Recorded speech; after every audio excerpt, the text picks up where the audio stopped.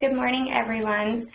This is Sarah Adair with the Nicholas Institute for Environmental Policy Solutions. This morning, we're going to talk about the EPA's Clean Energy Incentive Program proposal, what the key issues are, what we see as the key issues, and changes from the framework that the EPA proposed for the Clean Energy Incentive Program in the Clean Power Plan final rule to the June proposal where EPA reproposed that program and clarified some of the details in it.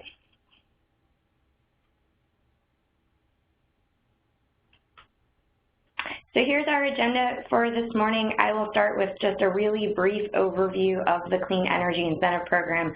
I suspect that everyone is quite familiar with the framework that EPA included in its final Clean Power Plan rule, but just to jog everyone's memory and make sure that we're starting on the same page, I'll provide just a quick synopsis of the CEIP, what we're talking about today. Then I'll turn to the size of the EPA's matching pool and how that gets distributed to states and project types. And we'll next talk about project eligibility, then the allocation of allowances and emission rate credits, or ERCS, to eligible projects, how low income gets defined in the June proposal, and lastly, to one key issue that we see related to administration of the program. So that's our agenda, and without further ado, let's dive right in.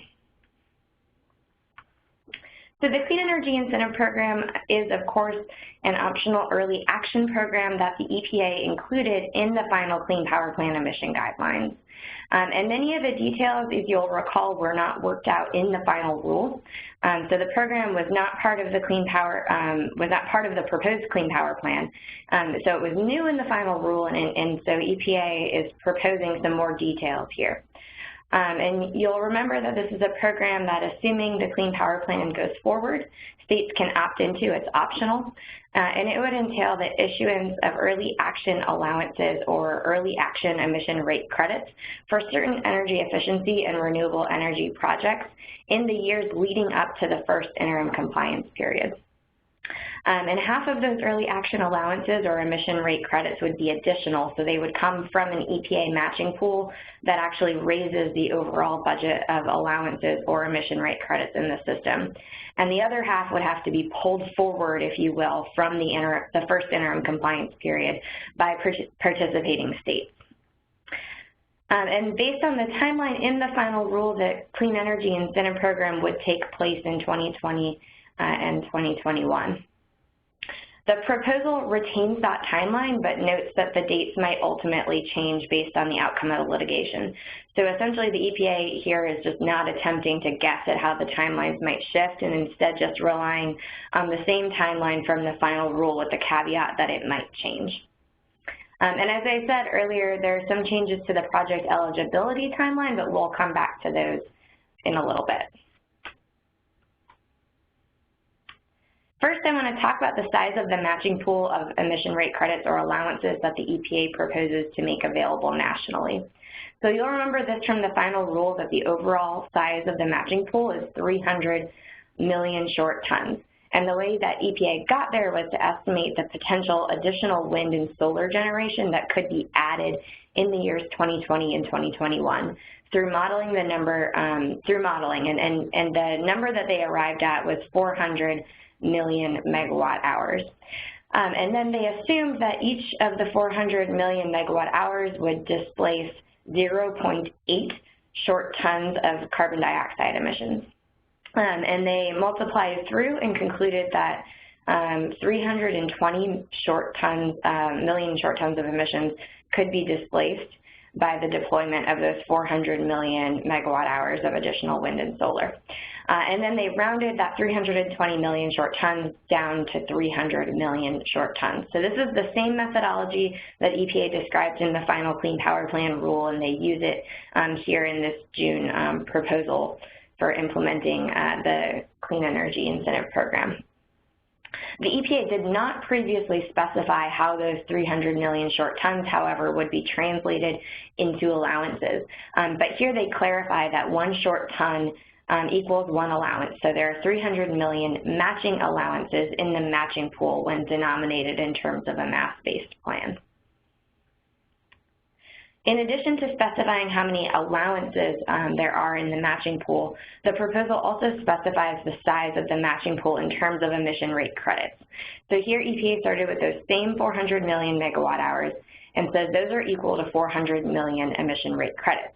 And then EPA rounds down by the same percentage that they did under mass, which is just about 94%. So the total number of emission rate credits in the EPA matching pool is 375 million emission rate credits.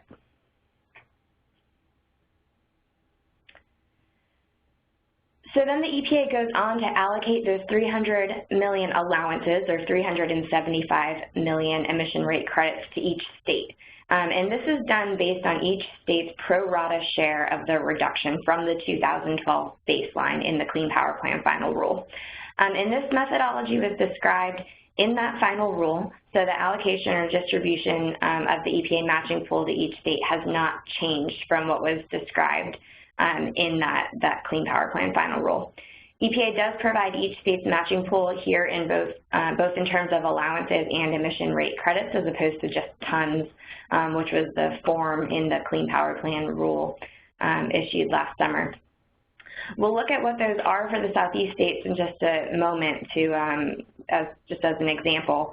And one thing here that has changed is that the EPA is proposing now that the allowances or emission rate credits that are allocated to states that choose not to participate would not get redistributed to non-participating states. So that's a change from what was included in last summer's Clean Power Plan final rule. And the reasoning behind this is that there's not actually a lot of time between the state plan submittal and the beginning of the program. So there's not a lot of time for that redistribution to take place. You'll also recall that each participating state must provide a state matching pool that's the same size as the matching pool from EPA, and EPA proposes here that states can't actually award any more early action emission rate credits or allowances than the size of the EPA pool for their state. So states would be limited to awarding the same number of early action emission rate credits or allowances as the EPA match for their state. So this chart shows on the left-hand side the number of allowances in the EPA matching pool for each state, and on the right-hand side the percentage of each state's allowances in the first interim compliance period that would need to be pulled forward to create a state matching pool of the same size. So you can see here that ranges from 1 to 6% depending on the state. So 1% for Mississippi, 6% for West Virginia and Tennessee. And now in green on the right-hand side, you can see what this looks like in terms of emission rate credits rather than allowances for that same set of states.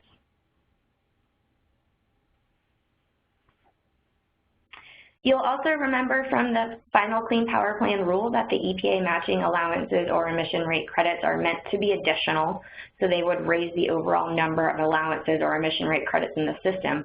But state early action allowances or emission rate credits must not raise the overall emissions or emission rate credit budget. So in a mass-based plan, EPA is proposing here that all of the early action allowances must come from that first interim compliance period. So those percentages of allowances that I showed in the table on the last slide represent the percentage of allowances that would have to be pulled forward from that first interim compliance period for each state, assuming a mass-based plan. And that again ranged from 1 to 6% for the set of states that I showed you here, depending on which state we were looking at. You might also remember from the final rule that EPA did not specify how states would maintain stringency in a rate-based plan, and they requested comments on ways of doing this. So in the June proposal, EPA proposes that states could do this by applying what they call an adjustment factor to all megawatt hours of generation or savings that qualify for emission rate credits in the first interim compliance period. So what this would do is to spread the discounted emission rate credit value across every project that's eligible in the interim compliance period. That first interim compliance period to earn emission rate credits. And so this would include not just projects that benefited from the Clean Energy Incentive Program, but all projects that are eligible for emission rate credits in that first interim compliance period.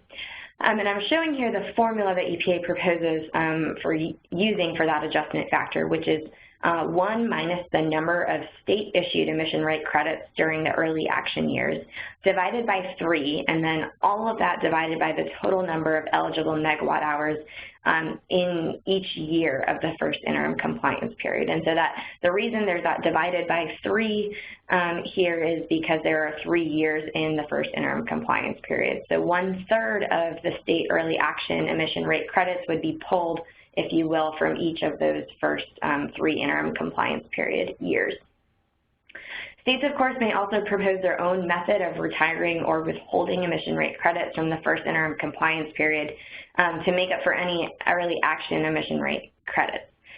So you might remember that Dave and I showed one method of doing this last fall that involved retiring all of the emission rate credits from the same projects that benefit from the Clean Energy Incentive Program, so those projects would still come out ahead because of the EPA match, but they would essentially get the same number of state emission rate credits. They would just get them earlier than they would have otherwise.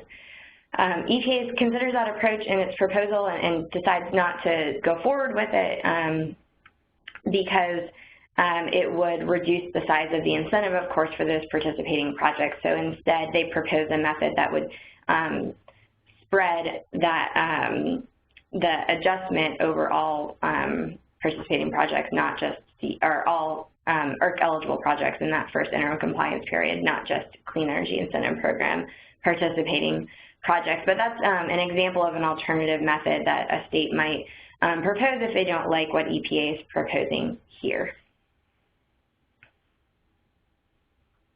So far we've talked about the size of the EPA matching pool and how that gets distributed to states, but I want to talk now about how Clean Energy Incentive Program allowances and emission rate credits get distributed to project types. So you'll remember from the final emission guidelines that there were 2 buckets, one for energy efficiency in low-income communities and one for wind and solar anywhere in the state. And at the time, the EPA did not specify how allowances or emission rate credits would be apportioned between those 2 categories. In the June Clean Energy Incentive Program proposal, there still are 2 categories, but EPA has expanded the universe of eligible projects within each of those 2 categories. And they've also proposed the size of each of those buckets. So now we have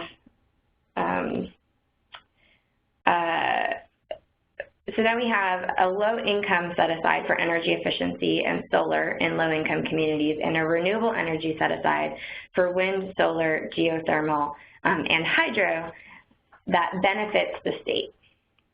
And EPA proposes here that half of each state's clean energy incentive program allowances or emission rate credits would go into each of those 2 buckets. So EPA is also considering alternative breakdowns. For example, they suggest an alternative that would require each state to dedicate 40% of allowances or emission rate credit, or allowances, sorry, to each category, and then allow the state to put 20% into the other bucket at its, or whichever bucket at its discretion.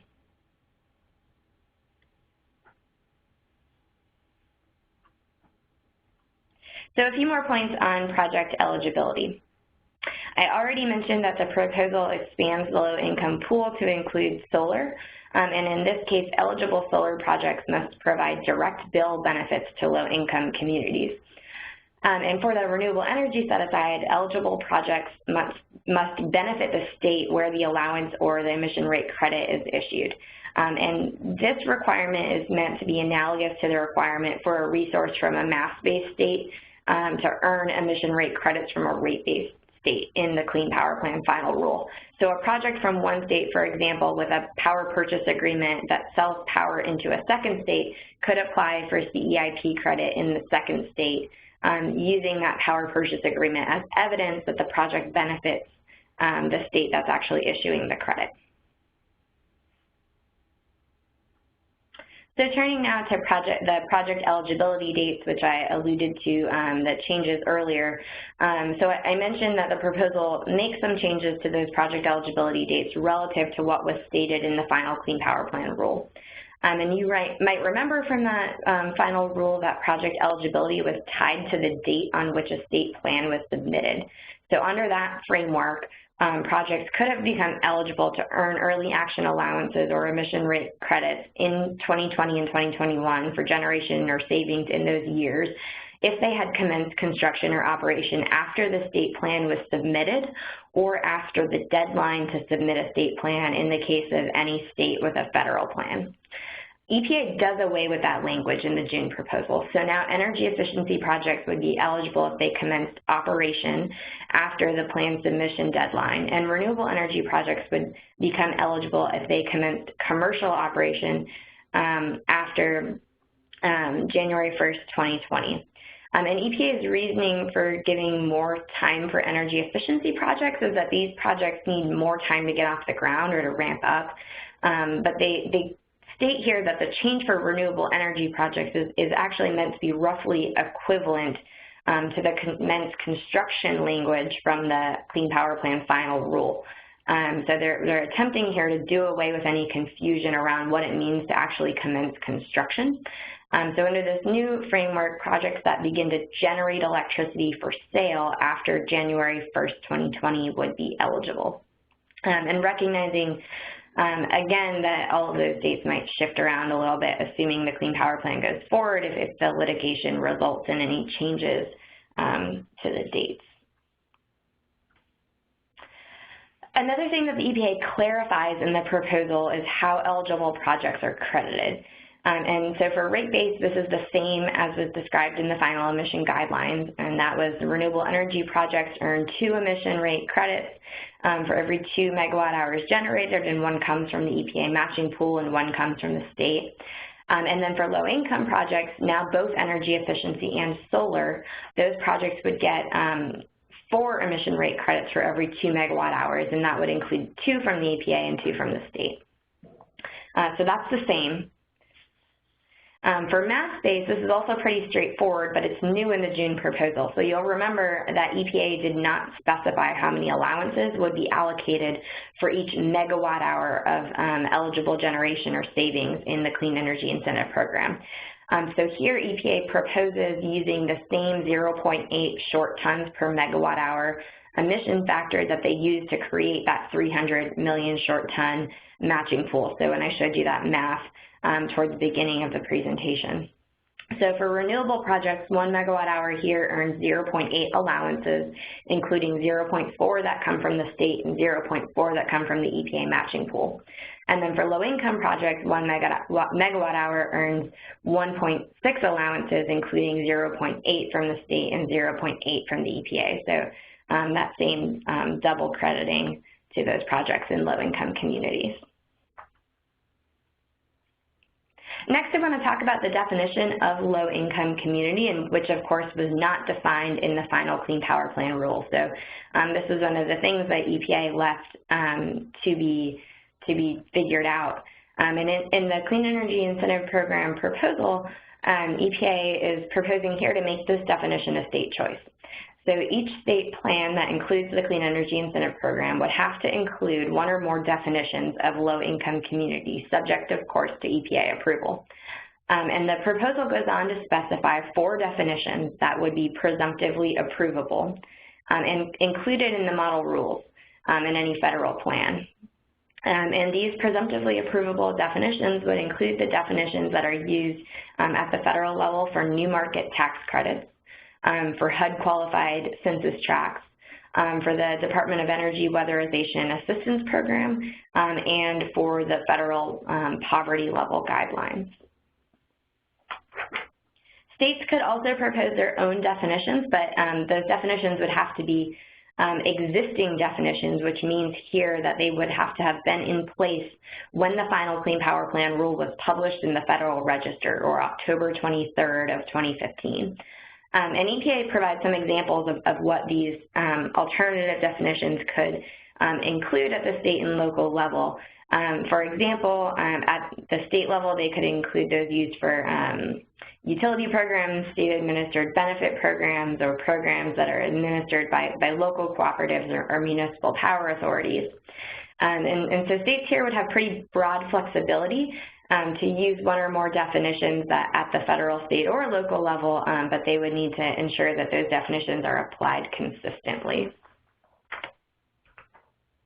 Before we wrap up, one final point on administration of the Clean Energy Incentive Program, and that's the administrative requirements for issuing early action emission rate credits and early action allowances. So on the rate-based side, the kind of administrative framework that a state is required to have is unsurprisingly the same as the requirements for issuing emission rate credits during a compliance, Clean Power Plan compliance period or an interim compliance period. So the same two-step process for certifying projects as eligible and then issuing emission rate credits based on verified megawatt hours applies in this context. And EPA is proposing, as they did in the final Clean Power Plan rule, to require that any mass-based states participating in the program create the same administrative infrastructure for awarding Clean Energy Incentive Program allowances in order to make sure that those projects that are earning early action allowances are delivering real and verified energy savings or generation. So they've stuck with that framework here in the proposal. And it's just, I think, something to keep in mind. I know EPA received some feedback from states that this would require a fairly significant amount of administrative infrastructure for states that aren't creating it anyway as part of a rate-based plan, but they do move forward with that that same framework here in the proposal in order to maintain the integrity of the program.